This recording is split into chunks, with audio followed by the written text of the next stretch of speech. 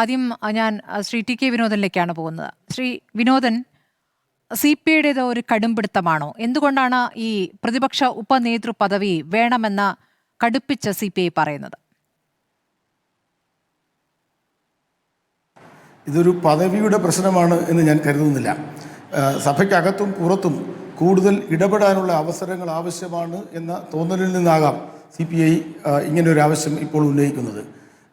C P ഐയുടെ ചരിത്രം അറിയാവുന്നവർക്കറിയാം, C P I തുടക്കം മുതൽ തന്നെ കേരള രാഷ്ട്രീയത്തിൽ നടത്തിയിട്ടുള്ള ഇടപെടലുകൾ, ആ കാര്യത്തിൽ കഴിഞ്ഞ 10 വർഷം, പ്രത്യേകിച്ച് കഴിഞ്ഞ 5 വർഷക്കാലത്ത് ഇടതുമുന്നണിയുടെ ഭാഗത്തു നിന്നുണ്ടായ വീഴ്ചകൾ, തെറ്റുകൾ, കുറവുകൾ, ആ കാര്യത്തിൽ ഫലപ്രദമായി ഇടപെടാൻ സി പി ഐക്ക് കഴിഞ്ഞിട്ടില്ല എന്ന ഒരു വിലയിരുത്തൽ ഒരുപക്ഷെ ഇപ്പോൾ സി പി ഐയുടെ എല്ലാ തലങ്ങളിലും ഇതേക്കുറിച്ചുള്ള പരിശോധനകളും ചർച്ചകളും നടന്നു വരികയാണ്.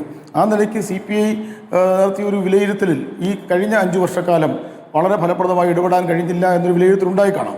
ആ തരത്തിൽ ഏതെങ്കിലും ഒരു പാർട്ടിക്ക്, സി പി ഐ എമ്മിന് ഈ ഇടതുമുന്നണിയുടെ ഏതാണ്ട് സർവാധികാരം അവർക്ക് ലഭിച്ചു എന്ന രീതിയിൽ എല്ലാ കാര്യങ്ങളും തീരുമാനങ്ങളും സി പി ഐ എം എടുക്കുക എന്ന രീതി അതിന് തുടരേണ്ടതില്ല.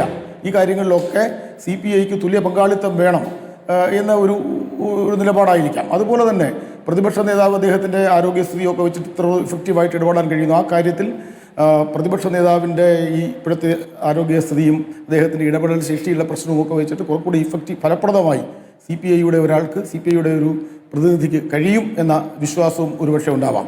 ഒരു കാര്യമുള്ളത്, സി പി ഐയുടെ ഇക്കാലം ഇത്രയുമുള്ള ചരിത്രം, ഭിന്നിപ്പിന് ശേഷമുള്ള മുഴുവൻ ചരിത്രവും നോക്കിയാൽ കേരള രാഷ്ട്രീയത്തിൽ സി പി ഐ നടത്തിയുള്ള വളരെ ഫലപ്രദമായ ഇടപെടലുകൾ, ആ ഇടപെടലുകളിൽ സി പി ഐ എമ്മിൻ്റെ വളരെ നിഷേധാത്മകമായ സമീപനവും സി പി ഐയുടെ വളരെ കൺസ്ട്രക്റ്റീവായിട്ടുള്ള സമീപനവും തമ്മിലുള്ള ഒരു പൊരുത്തക്കേടും, ആ കാര്യത്തിലൊക്കെ എപ്പോഴൊക്കെ സി പി ഐയും സി പി എമ്മും തമ്മിൽ വളരെ ആരോഗ്യകരമായ രീതിയിൽ ബന്ധം നിലനിൽക്കുകയും അങ്ങനെ മുമ്പോട്ട് പോവുകയും ചെയ്ത ഘട്ടങ്ങളിൽ മാത്രമാണ് ഇടതുമുന്നണിക്ക് ഫലപ്രദമായി കേരള രാഷ്ട്രീയത്തിൽ ഇടപെടാൻ കഴിഞ്ഞിട്ടുള്ളത്. എനിക്ക് തോന്നുന്നു 96-2001 ഗവൺമെൻറ്റിനെ മാറ്റി നിർത്തിയാൽ പലപ്പോഴും ഈ പ്രശ്നമുണ്ടായിട്ടുണ്ട്. ഫലപ്രദമായി ജനങ്ങളുടെ ഭാഗത്ത് നിന്നുള്ള നിലപാടെടുക്കുന്ന കാര്യത്തിൽ ഇടതുമുന്നണിക്ക് വീഴ്ച പറ്റുന്നത് സി പി ഐ എമ്മിൻ്റെ ഏകപക്ഷീയമായ നിലപാടുകൾ പ്രശ്നമായിട്ടുണ്ടെന്ന് എനിക്ക് തോന്നുന്നു. 64 നമുക്ക് ചരിത്രം ഒന്ന് നോക്കിയാൽ 1964 ഭിന്നിപ്പിന് ശേഷം 65 എല്ലാ പാർട്ടികളും ഒറ്റയ്ക്ക് നിന്നു. സി പി ഐ എമ്മിനെ സംബന്ധിച്ചിടത്തോളം അവർ അന്ന് സി പി ഐയുമായിട്ടൊരു ചർച്ചയ്ക്ക് തയ്യാറായെങ്കിലും, മുന്നണിക്ക് തയ്യാറായെങ്കിലും സി പി ഐയെ സംബന്ധിച്ചിടത്തോളം ആദർശത്തിൽ ചില ആദർശപരമായ ചില നിലപാടുകളുടെ പേരിലാണ് അന്ന് മുന്നണി ഉണ്ടാവാതെ പോയത്. അന്ന് മുസ്ലിം ലീഗുമായി മലബാറിൽ ഒരു ടാസിറ്റ് അണ്ടർസ്റ്റാൻഡിംഗ് ഉണ്ടാക്കുകയും അന്ന് പുതുതായിട്ട് രൂപം കൊണ്ട കേരള കോൺഗ്രസുമായിട്ട് തിരുവിതാംകൂറിലും SS പിയുമായിട്ടും ചില ധാരണ ഉണ്ടാക്കിയിട്ടാണ് സി പി എം മത്സരിക്കുന്നത്.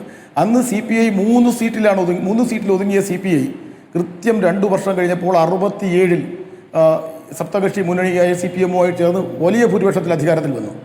ആ മുന്നണി, സപ്തകക്ഷി മുന്നണിയുടെ കാലത്ത് ടി വി തോമസ് വ്യവസായ വകുപ്പ് മന്ത്രിയും എം എൻ ഗോവിന്ദൻ നായർ കൃഷി വകുപ്പ് മന്ത്രിയും വളരെ ഫലപ്രദമായി മുമ്പോട്ട് പോകുന്ന ഒരു സാഹചര്യത്തിലാണ് എന്തിനാണ് ആ മന്ത്രിസഭ വീണത്? 67-69 പാഠം ഇപ്പോഴും പഠിക്കാൻ സി പി എം തയ്യാറായിട്ടില്ല. ശരിക്കും കേരള രാഷ്ട്രീയത്തിൽ വളരെ പ്രധാനപ്പെട്ട ചുവടുവയ്പ്പുകൾ നടത്താൻ സാധിക്കുമായിരുന്ന ഒരു മന്ത്രിസഭയെ എന്തിനാണ് വീഴ്ത്തിയത്? എം എൻ ഗോവിന്ദൻ നായർക്കും ടി വി തോമസിനുമെതിരായി ഉന്നയിച്ച അഴിമതി ആരോപണങ്ങൾ അത് രാഷ്ട്രീയ പ്രേരിതമായിരുന്നുവെന്ന് പിന്നീട് EMS നമ്പൂതിരിപ്പാട് തന്നെ തുറന്ന് സമ്മതിച്ചു. ശേഷമുള്ള 7 വർഷക്കാലം അച്യുതമേനോൻ്റെ ഗവൺമെൻറ് അങ്ങനെ മുമ്പോട്ട് പോരുമ്പോൾ സി പി ഐ കേരള രാഷ്ട്രീയത്തിലെടുത്ത ഫലപ്രദമായ CK ചന്ദ്രപ്പൻ എപ്പോഴും പറയുന്നൊരു കാര്യം ഉണ്ടായിരുന്നു.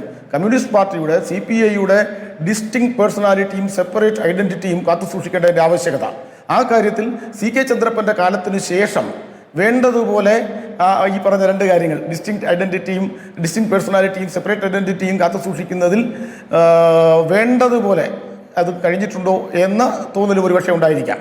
അതിൽ നിന്ന് സി പി ഐയെ സംബന്ധിച്ചിടത്തോളം സി പി ഐയുടെ വ്യത്യസ്തത, കേരളത്തിലെ രാഷ്ട്രീയത്തിൽ തന്നെ സി പി എമ്മിൽ നിന്നുള്ള വ്യത്യസ്തത, ആ വ്യത്യസ്തത സ്ഥാപിച്ചെടുക്കേണ്ട ആവശ്യകത ആ പാർട്ടിക്ക് ഉണ്ട് എന്നെനിക്ക് തോന്നുന്നു. അങ്ങനെ പറയുമ്പോൾ ഈ വലിയ തെരഞ്ഞെടുപ്പ് പരാജയത്തിന് ഉത്തരവാദി സി പി എം ആണ് എന്നൊരു വിലയിരുത്തലേക്ക് സി പി എത്തുന്നുണ്ട്. ഇപ്പോൾ PM ശ്രീ വിഷയത്തിലടക്കം ഞങ്ങൾ അന്ന് ഒരു ശക്തമായ നിലപാടെടുത്തുകൊണ്ട് അതിൽ നിന്ന് പിന്നാക്കം പോകേണ്ടി വന്നു. ഇന്നിപ്പോൾ ഭരണപക്ഷത്തെ വിമർശിക്കാൻ, നാവ് ഉയർത്താൻ കഴിയുന്നതും അതുകൊണ്ടാണല്ലോ എന്ന് ചില നേതാക്കൾ പറയുന്നുണ്ട്.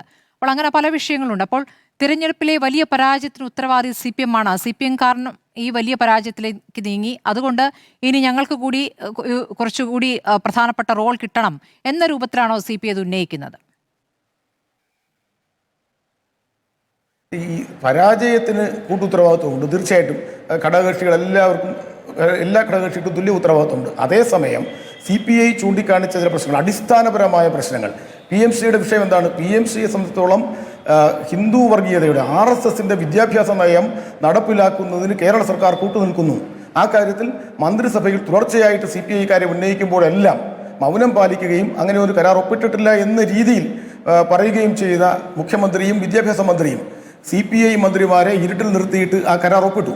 അതിനുശേഷം കേരളത്തിൽ അന്നത്തെ വിദ്യാഭ്യാസ മന്ത്രി ശിവൻകുട്ടി പറഞ്ഞത് നമ്മളെല്ലാം കേട്ടതാണ്.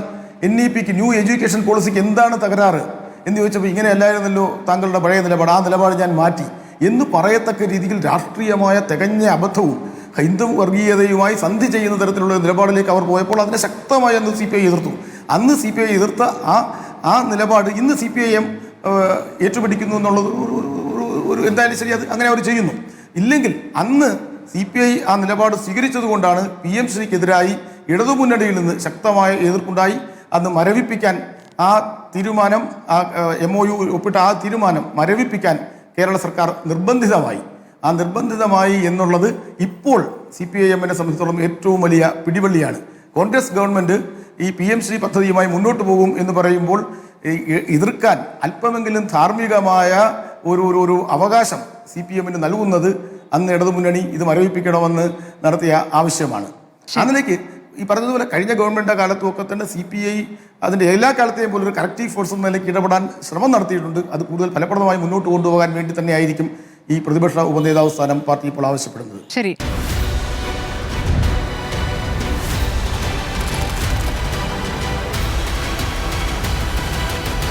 ഡിബേറ്റ് വിത്ത് സ്മൃതി പരുത്തിക്കാട്.